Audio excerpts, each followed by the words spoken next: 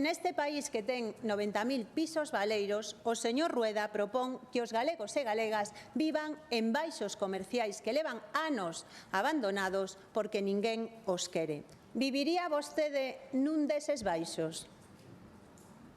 Sí? Non? En quen está pensando cando fai esa proposta? Na xente que necesita unha vivenda ou en quen ten un baixo en aluguer que non pode alugar? En quen pensa, señor Rueda? Quere vostede vivir nun deses baixos?